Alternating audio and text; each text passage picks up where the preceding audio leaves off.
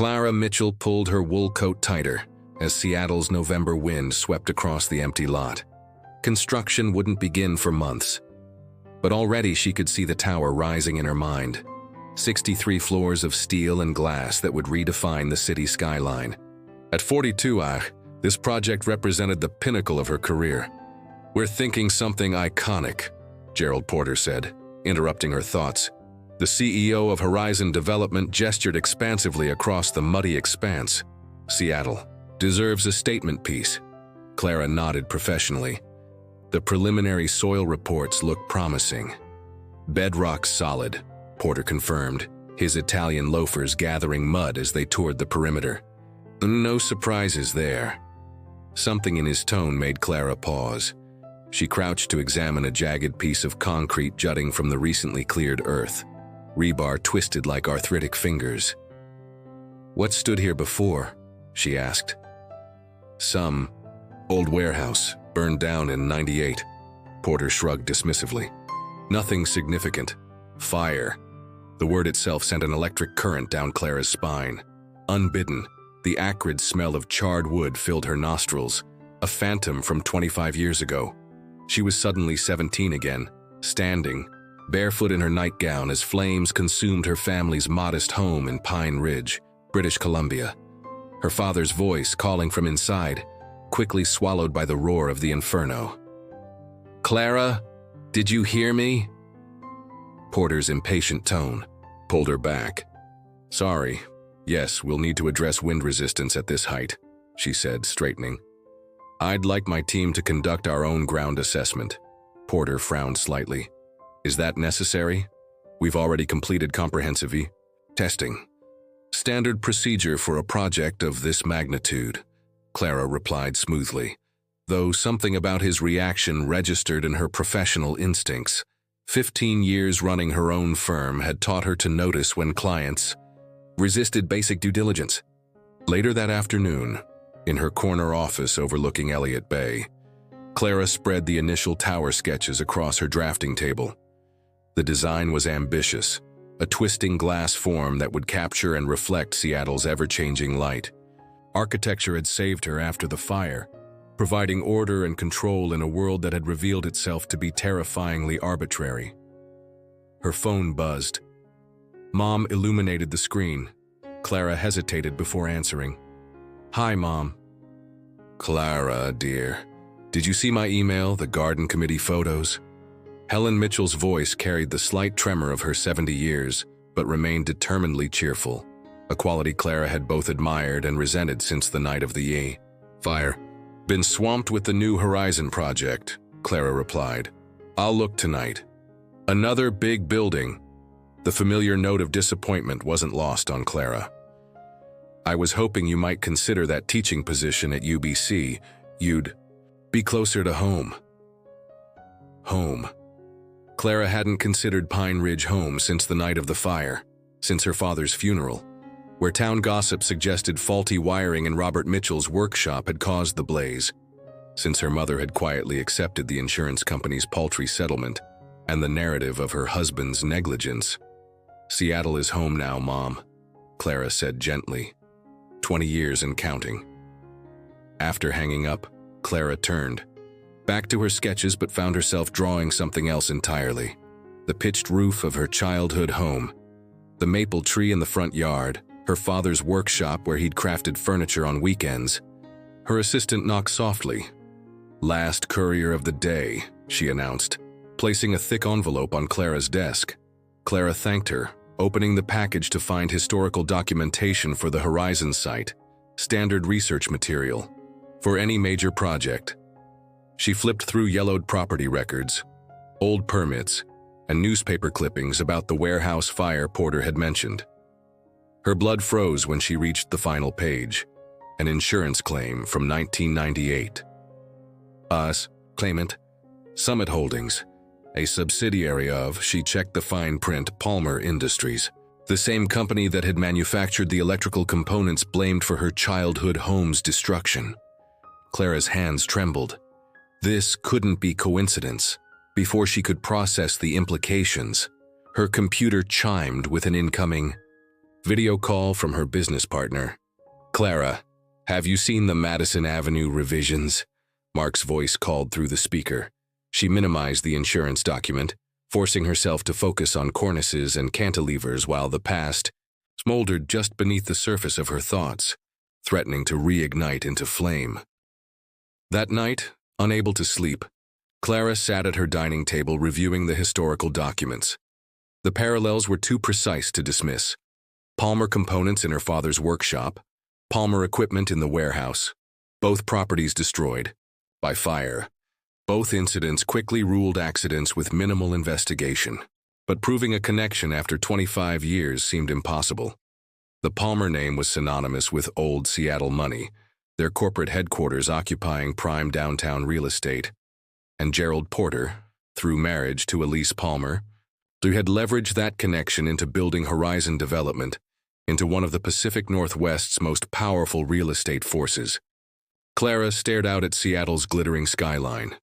Towers she had admired her entire career, suddenly looking ominous in the darkness. What if her life's work had unknowingly served the very people responsible for her father's death? The thought followed her into uneasy dreams where she stood before a gleaming tower as it slowly collapsed, foundation crumbling into ash. 3 days later, Clara returned to the Horizon site, this time without Porter's supervision. Morning drizzle dampened her hair as she directed her firm's geological survey team. 2 technicians in bright yellow vests collected soil samples, while a third mapped underground utility lines. "Ms. Mitchell," a young engineer approached, tablet in hand. "We're getting unusual readings in the northeast quadrant." Clara followed him to a cordoned section where equipment had been set up. The readout showed anomalous density patterns, not catastrophic, but concerning for a structure of the proposed height. "Could be debris from the previous structure," she mused, crouching to examine the disturbed earth. Or maybe someone doctored the original survey. The voice came from behind her. Clara turned to find a man in his mid-30s, standing at the edge of the site, a press badge hanging around his neck. Rain darkened his shoulders and plastered brown hair to his forehead. "This is a closed site," Clara said, straightening. "You are?" "Ethan Cole, Seattle Sentinel." He stepped forward, extending a hand Clara didn't take. "I'm researching urban development and corporate accountability." Horizon features prominently. Something in his tone, a carefully controlled edge, caught Clara's attention. "If you're looking for a quote, contact our communications department." "I'm looking for the truth," Ethan replied, lowering his voice. "And I think you might be too. Otherwise, why bring your own survey team when Horizon already provided results?" Clara felt heat rise in her neck. Standard procedure for a project of this scope. Ethan's expression suggested he didn't believe her. From his messenger bag, he produced a manila folder protected against the rain. 3 Horizon properties in the last decade. All had unfortunate structural issues post-completion. All had perfect surveys beforehand. He held out the folder. "Thought an architect with your reputation might find it interesting." Clara hesitated, then took the folder. "I appreciate thorough journalism, Mr. Cole, but I don't discuss clients with the press." "Fair enough."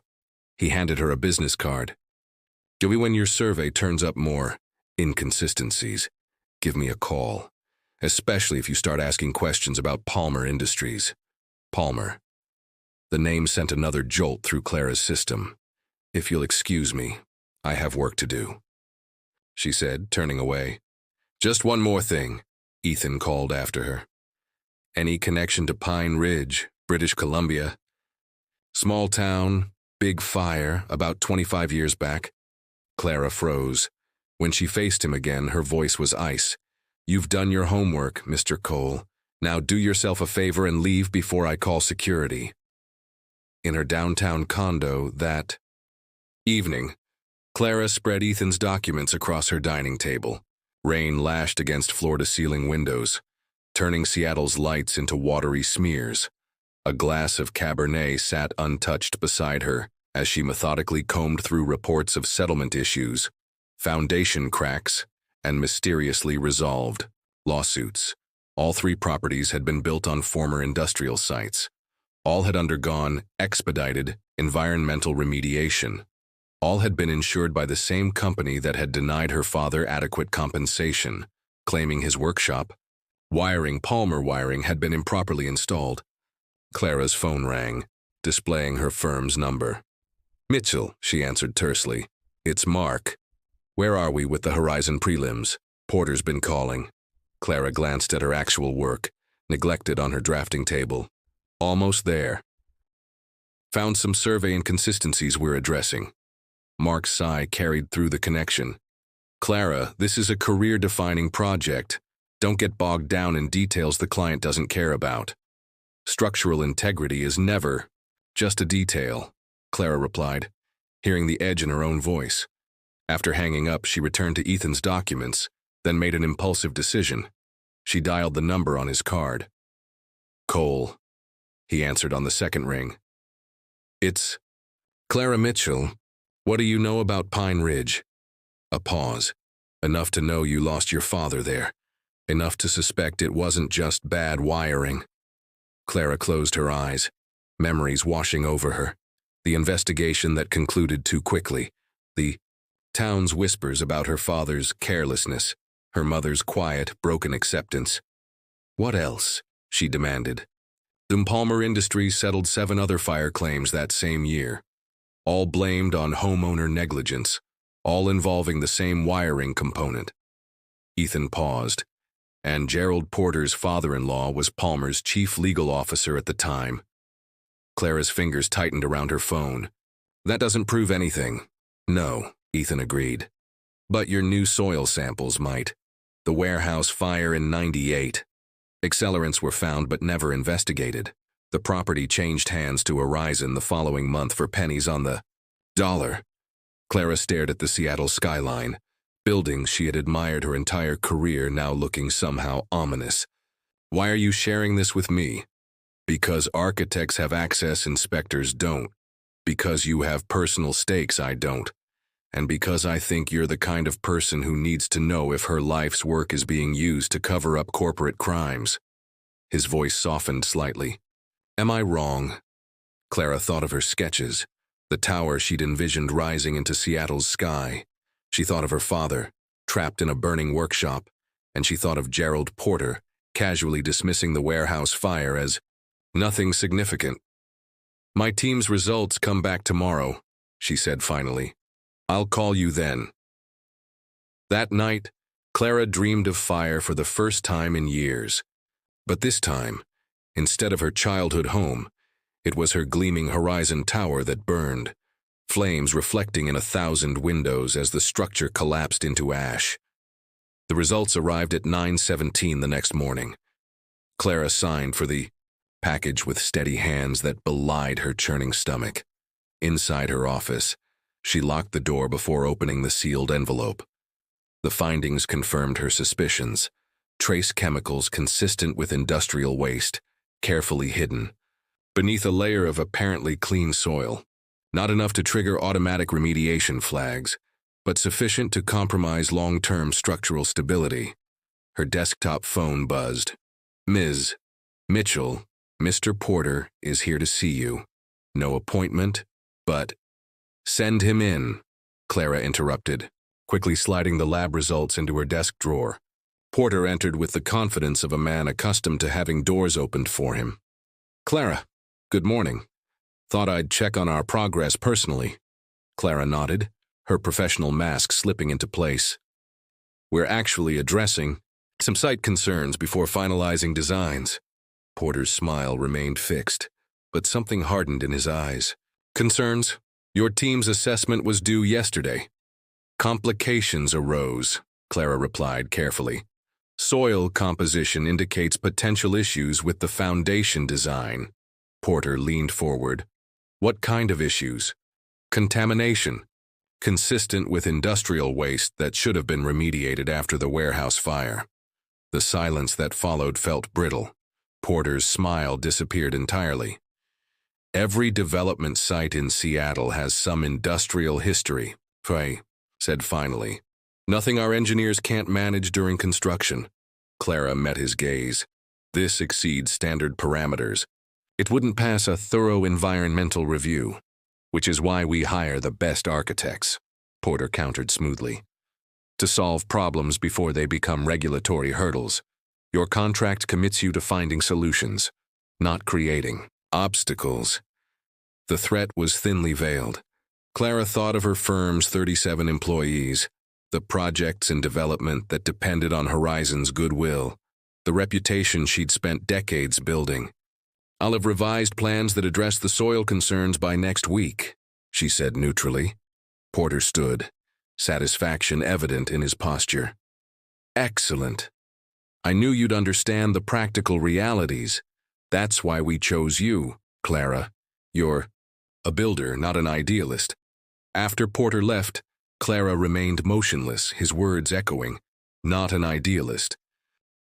The phrase stung more than it should have. When had professional survival become enough? When had she started compromising her father's principles? Her cell phone vibrated with a text from Ethan. Results. Clara hesitated, then replied, Meet me.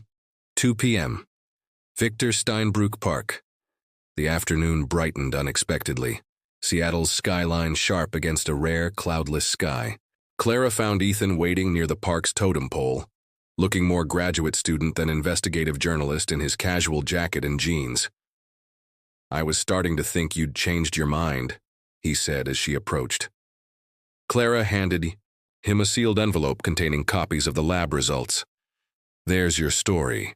Contamination deliberately hidden during permitting, enough to compromise safety long-term, not enough to trigger immediate flags. Ethan studied her face, rather than opening the envelope.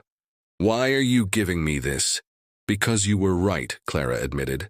And because I need to know if there's a connection to Pine Ridge, to my father. Once seated overlooking Elliott Bay, Ethan reviewed the documents with a practiced eye. This matches the pattern, he confirmed. Horizon acquires properties with hidden environmental issues, fast-tracks development before comprehensive testing occurs, then sells within 5 years before problems manifest. And Palmer Industries. Ethan's expression turned grim. Palmer manufactured the wiring component that allegedly caused your father's fire. They also produced industrial storage tanks for the company that operated the warehouse that burned here. And the connection to Horizon. Gerald Porter married Elise Palmer in 1999. Her father gave them restructured Palmer assets as a wedding gift, assets that became the founding capital for Horizon development. Clara processed this information, assembling the pieces like elements of a complex structure. Imzo, the man building his fortune on hidden hazards, is directly connected to the company responsible for my father's death. It gets worse, Ethan said, pulling out his phone. He showed her a digitized newspaper article. Pine Ridge Volunteer. Fire Chief questions cause of Mitchell blaze. Clara had never seen this article before. Chief suggested investigations were rushed, Ethan explained. 3 weeks later, he retracted his statements. 3 months later, retired early, with a generous pension from the Palmer Foundation. Palmer Foundation, Clara whispered. Ethan nodded. Your father was a furniture maker, right? Did he ever work with larger pieces? Commercial installations? Clara's mind raced back to her father's workshop, to blueprints she hadn't understood as a teenager. He had a contract with a hotel chain just before the fire. Something about custom cabinetry for a new property. Palmer Hotels, Ethan confirmed. They were expanding in British Columbia during that period. Your father's name appears in a subcontractor dispute filing. Apparently he discovered something about the materials they were using and threatened to go public. Clara felt dizzy. All these years, she'd carried the weight of the official narrative. Robert Mitchell's carelessness had burned down their home and taken his life. Her mother had accepted the explanation, and Clara had channeled her grief into creating buildings that would stand secure against disaster. Yet her father hadn't been careless. He'd been silenced. I need proof, she said finally. Not just patterns and connections. Actual evidence. Ethan nodded. That's why I need your help. As project architect, you have access to Horizon's internal documentation, materials testing, inspection schedules. You want me to spy on my client, Clara interrupted. I want you to honor your father, Ethan countered, and protect the people who will eventually live and work in that tower. Clara watched. Ferries crossed to Bainbridge Island. For 25 years, she'd built her life on control, on never again experiencing the helplessness of that night in Pine Ridge. Now she was being asked to deliberately step into uncertainty, to risk her career, her reputation, perhaps even her safety. I need to make a call first, she said, pulling out her phone. Her mother answered on the fourth ring. Clara, is everything all right? Clara took a deep breath. Mom, I need to ask you something about Dad, about the fire. A heavy silence followed. When Helen Mitchell spoke again, her voice held a tremor Clara hadn't heard before. What about it? Did Dad ever mention problems with the Palmer Hotel contract? Issues with materials? Another pause. Longer this. How did you... Her mother stopped, then continued with apparent effort. He found something. Substandard materials. Fire retardants that weren't up to code. He was going to report it. Why didn't you tell me? Clara asked, pain slicing through her words. They threatened us, Clara. After he died, men in suits explained how his negligence would affect his life insurance, our future. They offered a settlement if I signed papers, agreed to their version. Her voice broke. I had a teenage daughter to protect. No husband, no income. Clara closed her eyes, imagining her mother, facing those choices alone. It's okay, Mom. I understand. After hanging up, she turned to Ethan, resolution hardening her features. What do you need me to do? As they formulated a plan, Clara's phone chimed with an email alert, a message from Gerald Porter. Subject line, Urgent Project Update. The text was brief. Lab calling about unauthorized testing. Meeting tomorrow, 8 a.m. sharp. Bring all documentation and prepare to explain. Horizon legal team will be present. Clara showed Ethan the message. They're moving fast, he observed. Damage control. They'll try to discredit you, maybe. Threaten legal action for breach of confidentiality. I need to talk to someone, Clara said suddenly. An engineer who might have worked with my father. If this connects back to Pine Ridge, he'd know. Ethan studied her with newfound respect. You have a name. Clara nodded, remembering business cards her father had kept in his workshop. Jonas Bell. He was consulting on the hotel project. The Jonas Bell? Ethan looked surprised. Legendary structural engineer. I thought he retired years ago. He did, after my father died. Clara felt pieces connecting. Find him for me, before tomorrow's meeting. While Ethan made calls, Clara returned to her office to prepare for the confrontation ahead. She methodically copied files, documented her findings, and drafted a formal letter outlining her concerns about the Horizon site, establishing a paper trail that would be difficult to erase. At 6:47 p.m., Ethan texted, Found Bell. Retired in Fremont. Inspection at construction site tomorrow, 10 a.m. Clara replied, After Horizon, I'll be there. That night, she barely slept, images of her father alternating with visions of Porter's cold smile. Shortly before dawn, she made two decisions.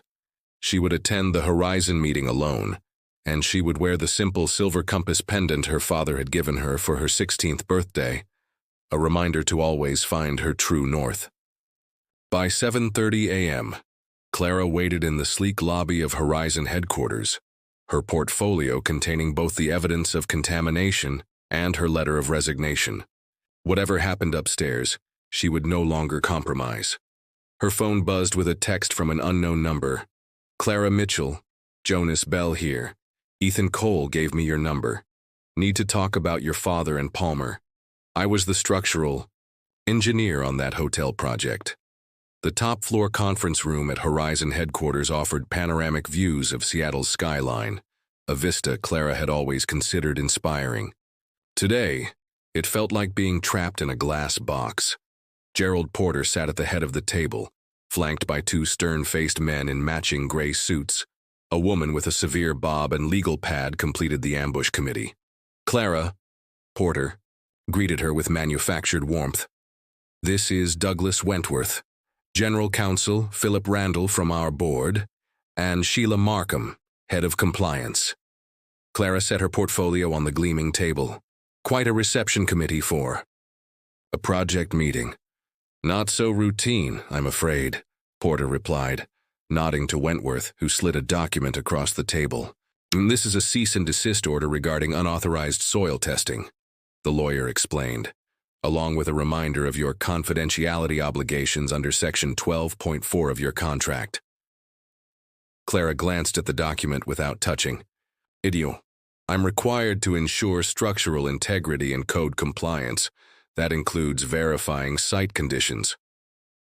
"Through approved channels," Porter countered.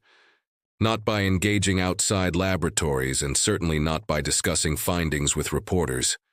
Clara's heart skipped. They knew about Ethan. She reached for the water glass before her to hide any tremor in her hands. "Environmental safety isn't negotiable," she said. "The contamination levels are well within acceptable parameters for commercial development," interrupted Markham, tapping a folder. "Our own follow-up testing confirms it. The question is why a respected architect would resort to unauthorized testing." Porter leaned forward, his voice dropping conspiratorially. "Clara, we've worked together for years. If you're having personal issues affecting your judgment, Horizon would be happy to recommend a leave of absence while another architect at your firm takes lead." The implication was clear. Step away quietly or be pushed. "May I see your follow-up test results?" Clara asked, and buying time. As Markham handed over a neatly prepared report, Clara's phone vibrated. A text from Ethan. "Stand by. Package delivered." Porter's phone rang, then Wentworth's, then Randall's. All three. Men frowned at their screens. "Excuse me," Porter said tightly, stepping from the room with the others, leaving Clara alone with Markham. "You've made a serious mistake," the compliance officer said once the door closed. "Mr. Porter was willing to be generous, considering your firm's reputation, but this stunt will end that goodwill." "What stunt?" Clara asked.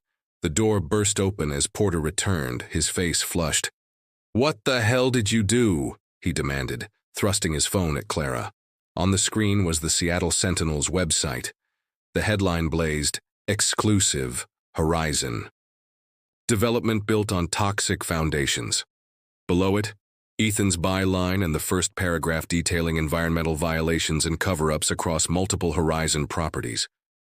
"Then I believe our meeting is over," Clara said, standing. "You signed confidentiality agreements." Porter's voice rose. "We'll sue you into oblivion. Your firm will never recover."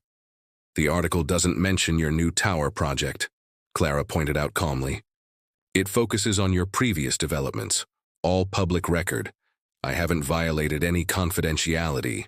Yet here you are, the morning the story breaks," Wentworth said.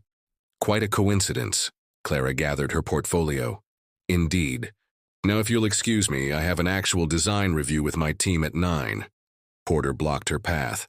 "This isn't over, Mitchell. You have no idea what you're dealing with." "Actually, I do," Clara replied, her voice steady despite her racing pulse.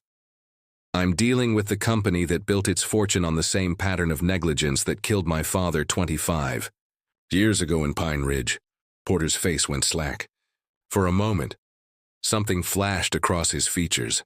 Not just anger, but a fleeting vulnerability, almost fear. "What are you talking about?" "Palmer Industries. Faulty wiring, covered up with a convenient story about homeowner negligence." Clara watched recognition dawn in Porter's eyes. "Surprised? You shouldn't be. Your wife's family wrote the playbook you're still following." Porter's expression shifted, and for a brief moment, Clara glimpsed something unexpected. Not just a ruthless developer, but a man trapped in a system he hadn't created. "You don't understand," he said quietly. "Some things were set in motion long before I joined." "The family. Then stop them," Clara challenged. Porter's momentary humanity vanished, replaced by cold calculation.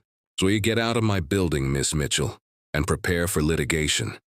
She stepped around him and walked out of Horizon headquarters knowing she'd just burned a bridge that could never be rebuilt. Outside, rain had returned, sheeting down.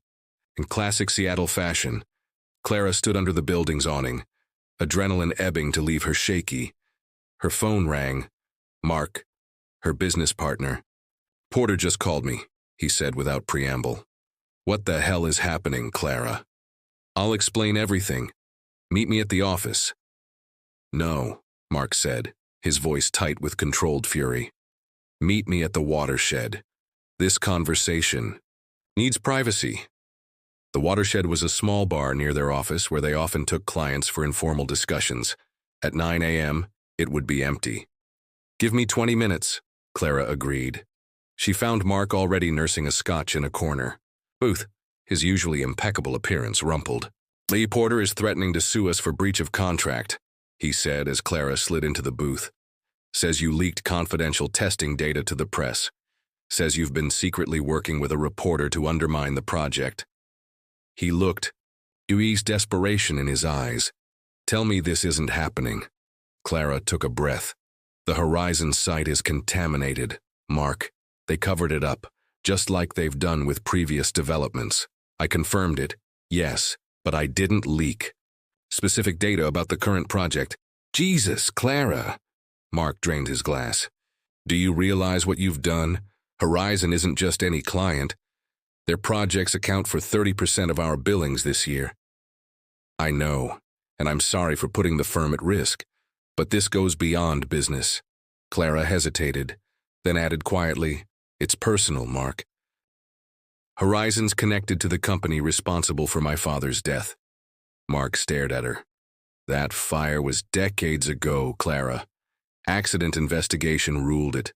"They ruled wrong," Clara interrupted. "They covered it up, just like they're covering up contamination that could eventually compromise our tower's foundation and endanger thousands. So, what? This is some crusade for justice. After 25 years, Mark shook his head. "The partners will never understand this. They'll demand your resignation." The words stung, even though she'd anticipated them. "If that's what it takes to protect the firm, I'll step down." Mark's expression softened slightly. "That won't be enough. Porter wants blood.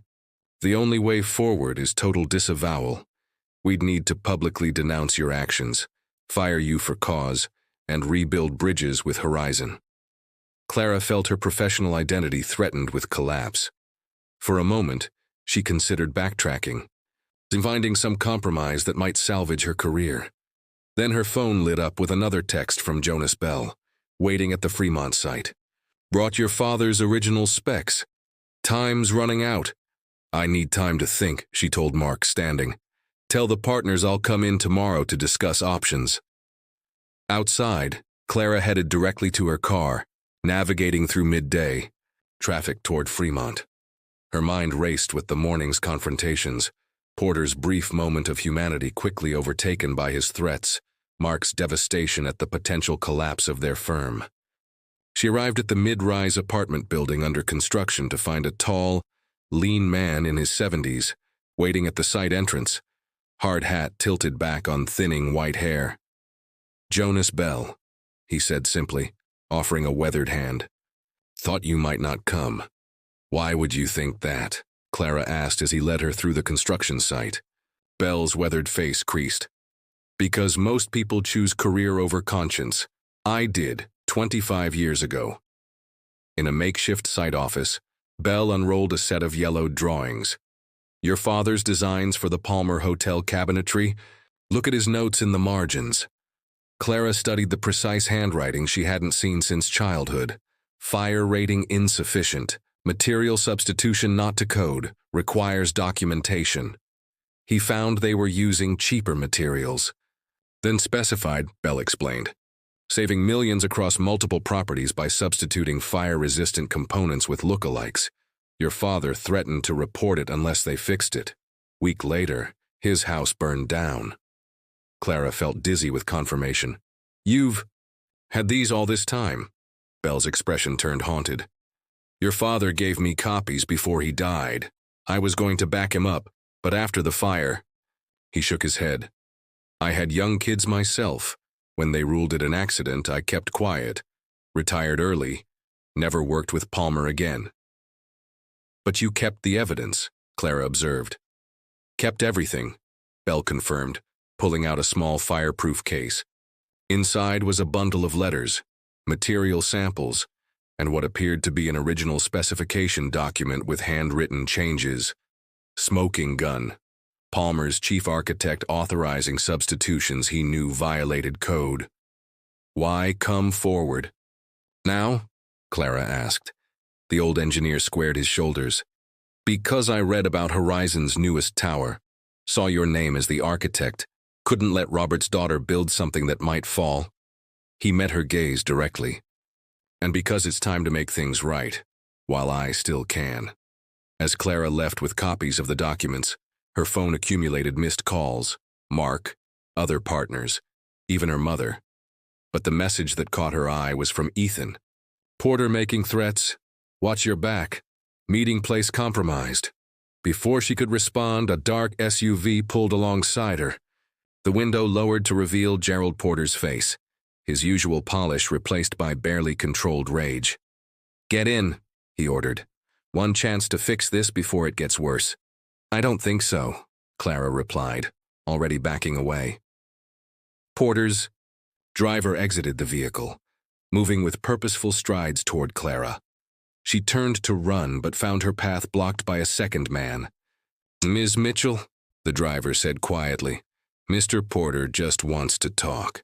Somewhere private, to negotiate. Clara's mind raced through options.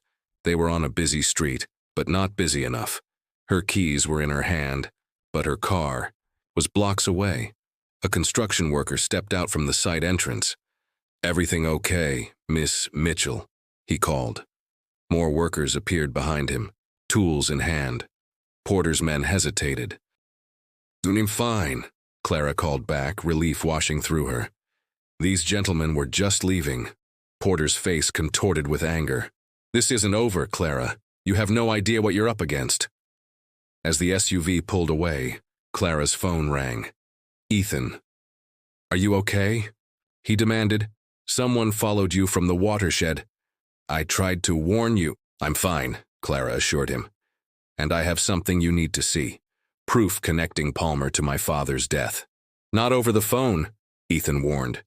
Meet me at my office. Back entrance. 20 minutes. As Clara hurried toward her car, the Seattle skyline loomed through a break in the clouds, towers of glass and steel reaching skyward, structures she had once admired for their apparent solidity. Now she saw them differently. As monuments built on hidden compromises, their gleaming facades concealing rot at their foundations, just like her life had been, until now.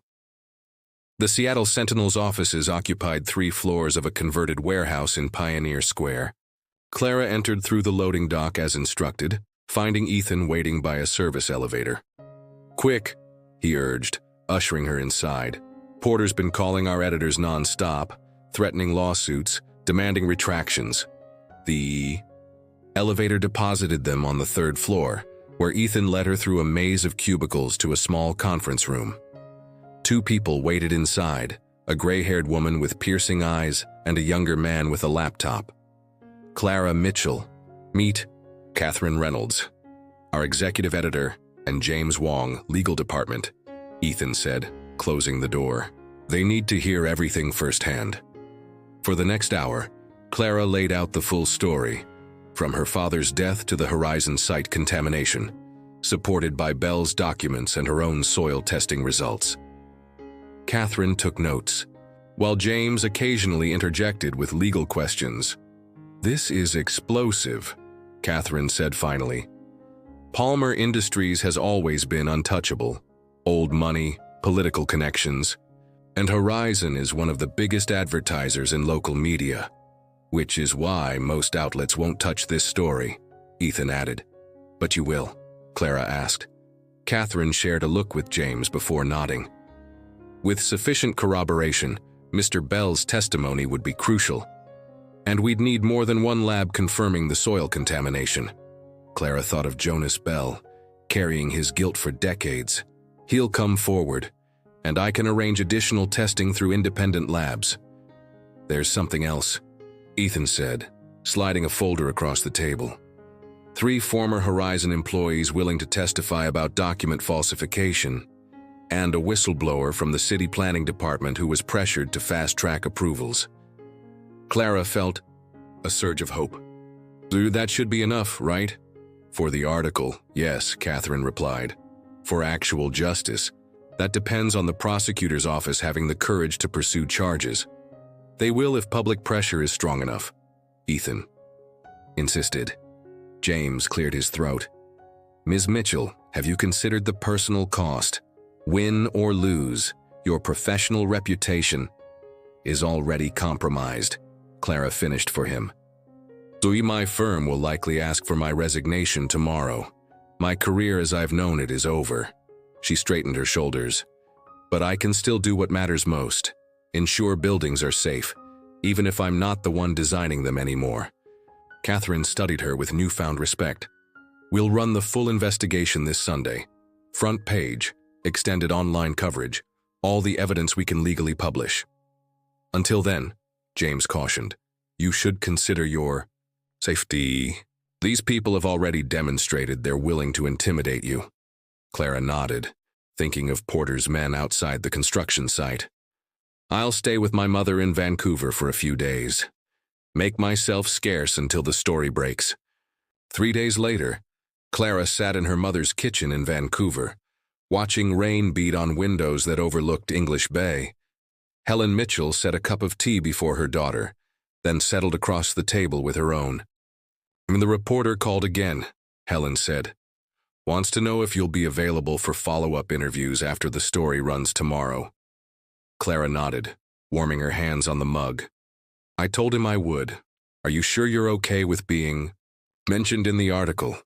Helen's face was softened by age but still bearing the strong resemblance that linked mother and daughter, took on a determined expression. More than okay. It's time people knew the truth about your father. About what was taken from us. Before Clara could respond, her phone rang with Mark's number. She hadn't spoken to her business partner since their confrontation at the watershed. Mark, Clara. His voice sounded strained. The partners met today.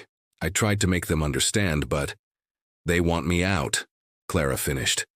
For him. They're scared, Clara. Horizon is threatening to blacklist the entire firm. Clara watched raindrops strike the window, each one creating its own momentary universe of ripples. I understand. I'll submit my formal resignation on Monday. Mark's sigh carried through the connection. For what it's worth, I think you're doing the right thing, the moral thing. I just wish that it didn't come at such a cost. Clara supplied. I know. After hanging up, Clara remained at the window, breathing in the clean scent of rain-washed air. The career she'd spent decades building was ending, yet she felt strangely unburdened, as if she'd finally set down a load she hadn't realized she'd been carrying. Her phone lit up with a text from Ethan. Breaking news. SEC just announced investigation into Horizon Development and Palmer Industries. Porter's been served with papers. It's starting. Sunday morning dawned clear in Vancouver. The storm. Clouds replaced by crystalline blue skies. Clara and her mother shared coffee at the kitchen table. The Seattle Sentinel's website open on Clara's laptop. The headline filled the screen. Built on lies. How construction empire rose from ashes of fatal fire. Beneath it, side-by-side photos, the charred remains of the Mitchell home in Pine Ridge and the gleaming Horizon Tower proposal. Helen's hand trembled as she reached for her daughter's. After all these years, they read the article together. Ethan's meticulous reconstruction of events, from Robert Mitchell's discovery of code violations to the pattern of similar cover-ups throughout Horizon's development history. Jonas Bell's testimony featured prominently, his decades of silence finally broken. Clara's phone began ringing almost immediately. Former colleagues, other journalists seeking comments, even competitors offering quiet support. By afternoon, Seattle local news stations were running the story, with national outlets beginning to pick it up. The fallout was swift and comprehensive.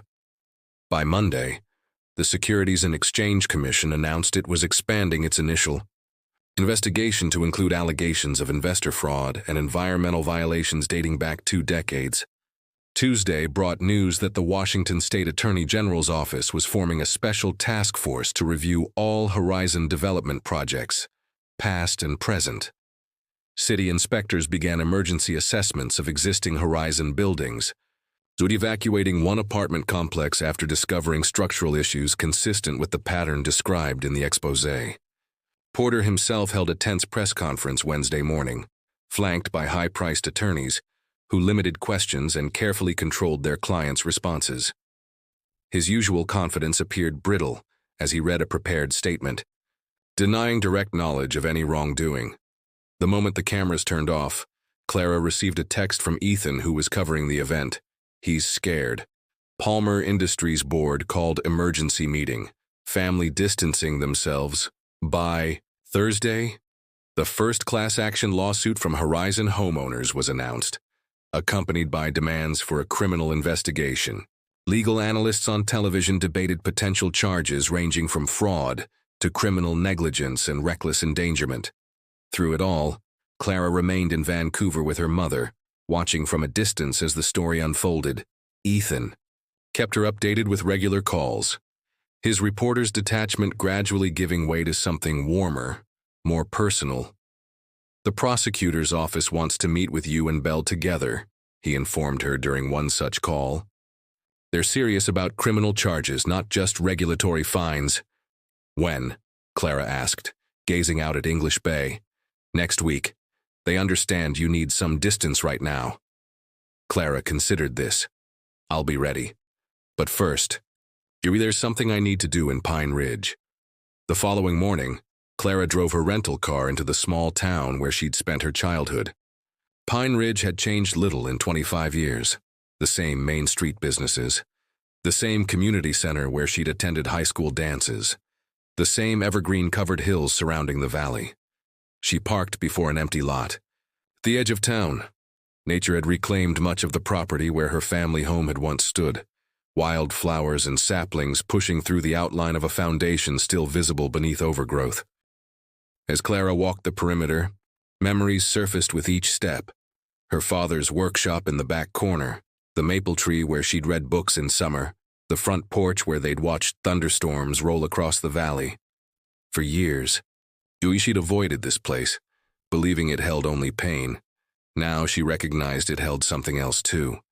The beginning of her journey, not just its tragic turning point. Clara was so absorbed in her thoughts that she didn't notice the pickup truck pulling alongside until its door opened. "Thought I might find you here." She turned to find Jonas Bell easing himself from the driver's seat, moving with the careful deliberation of age. "Mr. Bell," she acknowledged. "How did you know?" The old engineer gestured toward the empty lot. "Some ghosts need facing before you can move forward. Figured you'd come back eventually." They stood in silence, regarding the overgrown foundation. "I've been thinking," Clara said finally. "This land has been empty for 25 years. Seems wrong somehow." Bell nodded. "What are you thinking?" "A community workshop," Clara replied, the idea taking shape as she spoke.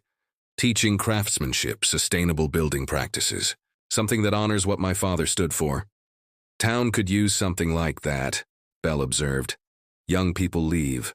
Not much opportunity here anymore." Clara surveyed the lot with an architect's eye, envisioning possibilities. "It would need funding, of course, and a designer." Bell's weathered face creased in a smile. "Designer part's easy. Best architect I know is standing right here." He paused. "Doing this for funding. Word is Palmer Industries might be facing substantial restitution payments to affected communities. For the first time in weeks, Clara felt the spark of creation, the familiar excitement of a new project taking shape in her mind, not a tower reaching for the clouds, but something more grounded, more connected to who she truly was. As they walked the property, discussing possibilities, Clara's phone rang, Ethan's number. "Good news," he said when she answered. "Porter's been formally charged. Securities fraud, environmental violations, conspiracy to obstruct justice. Palmer Industries board is in emergency sessions, likely preparing to settle." "That is good news," Clara agreed, watching butterflies dance above wildflowers that had taken root in what had once been her family's living room. "There's more," Ethan continued. "I've been approached by a publisher. They want a book about the whole story. The fire, the cover-up, your fight to expose the truth. Would you be willing to be interviewed extensively for it?" Clara considered this as she gazed across the lot where her past had burned away, and her future now beckoned. "On one condition," she said finally. "That part of the proceeds go toward a community project I'm planning in Pine Ridge." 3 years later, Clara stood in the center of a sunlit atrium, autumn light streaming through timber-framed glass walls to illuminate the space in honey-gold warmth. Around her, Pine Ridge community members mingled with architects, journalists, and former colleagues, all gathered for the official opening of the Mitchell Center for Sustainable Building Arts. The two-story structure rose from the very ground where her childhood home had stood, its modern lines honoring the past while embracing the future, locally harvested timber, stone quarried from nearby hills, and cutting-edge sustainable technologies combined to create a building that seemed to grow naturally from the landscape.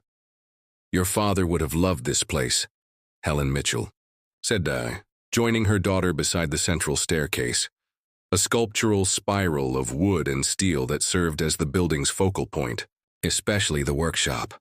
Clara nodded, thinking of the fully equipped fabrication space that occupied what had once been the location of her father's workshop. Already, local students had enrolled in the center's inaugural woodworking program, taught by master craftspeople committed to preserving traditional skills alongside innovative techniques. "Ms. Mitchell," a young woman approached, notepad in hand. "I'm from the Architectural Review. Could I ask about the design philosophy behind the center? It's so different from your previous work." Clara smiled. "That's because this building isn't about reaching skyward or maximizing square footage. It's about connection, to materials, to craft, to community, to history." She gestured to the exposed beams above. "Nothing's hidden here. Every structural element is visible, honest. The building tells its own story." After the interview, Clara made her way through the crowd, accepting congratulations and answering questions about the center's programs. The past 3 years had transformed her life in ways she couldn't have imagined during those turbulent days when the Horizon scandal broke. Gerald Porter had ultimately received a 15-year sentence for multiple financial crimes, while the Palmer Industries settlement had included substantial restitution funds for communities affected by their negligence, including Pine Ridge. Clara had channeled much of that funding into the Mitchell Center, creating a place dedicated to building integrity in all senses of the word. Her professional rebirth had been equally profound. Though some large commercial firms had blacklisted her as predicted, others had sought her out precisely because of her stand against Horizon. She now led a small practice focused on sustainable community projects, teaching part-time at the University of Washington's architecture program, where her course on ethical building practices had a waiting list each semester. "There you are," called a familiar voice. Ethan Cole, casual in jeans and a sport coat, approached with 2 glasses of champagne. "Your mother said you might need this." Clara accepted the glass gratefully. "Playing journalist or supportive partner today?" "Both, as always," Ethan replied with a grin. His book about the Horizon scandal had become a bestseller, leading to a series on corporate accountability in the building industry. Their professional collaboration had gradually evolved into something deeper, their shared commitment to truth-telling, forming the foundation of a relationship neither had expected.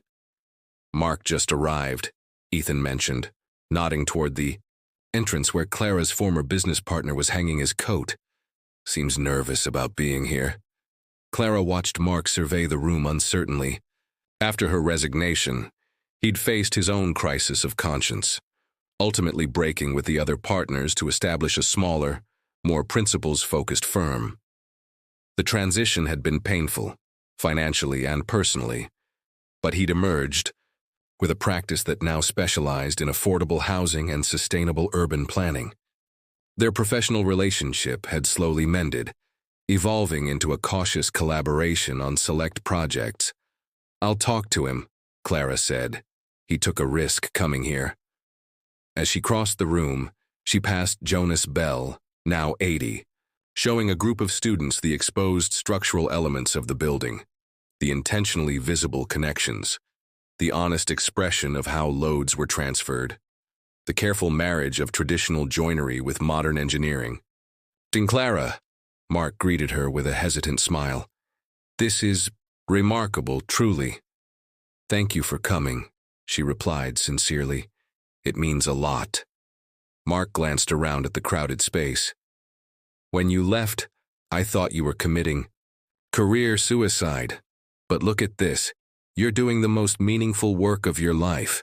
Clara nodded, recognizing the truth in his words. "Different kind of success than we planned." "The firm's never been the same," Mark admitted. After the scandal broke and more evidence came out, we lost clients who didn't want to be associated with anyone who'd worked with Horizon, but we found others who respected our eventual stand. He paused. "We're smaller now, but I sleep better." Clara touched his arm briefly. "That's worth something." Their conversation was interrupted by the arrival of a delegation from the Canadian Architecture Association, there to present an award for innovative community design. As Clara excused herself, she felt a sense of completion. Another circle closed, another relationship mended. Later, as sunset painted the western sky in fiery golds and crimsons, Clara found herself alone in her father's recreated workshop. She ran her hand along a workbench built to the exact dimensions of the one she remembered from childhood, breathing in the comforting scent of freshly cut pine. From her pocket, she withdrew a folded paper, a letter that had been discovered during the center's construction bay, preserved in a metal box buried beneath the old foundation. Her father's handwriting, familiar yet strange after so many years. "My dearest Clara, if you're reading this, something has gone wrong. I've made powerful enemies by threatening to expose what I've discovered about the Palmer Hotel materials. I've hidden copies of all documentation, which I pray you'll never need to find. But if the worst happens, remember this.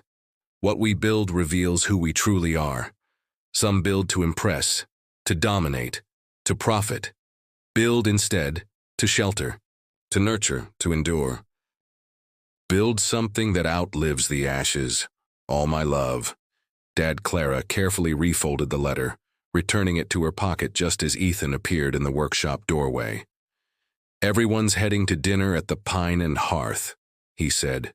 "You coming?" Clara nodded, taking one last look around the workshop where legacy and future had finally reconciled. "Yes," she said, switching off the lights. "I'm ready." As they walked together through the Mitchell Center's main entrance, Clara paused to look back at the building silhouetted against the evening sky. Solid, honest, enduring. Not a tower reaching desperately skyward, but a structure firmly rooted in ground made fertile by loss and renewal. She had built something that would outlive the ashes, and in doing so, had finally come home. What did you think of the story? Leave a comment and a review about this story. If you were moved and enjoyed our work, feel free to help us continue producing. I invite you to click on our link in the first pinned comment. Now, 2 buttons will appear, one to subscribe if you haven't already, and the other to watch other interesting stories. Choose one. Thank you for watching this far. See you soon.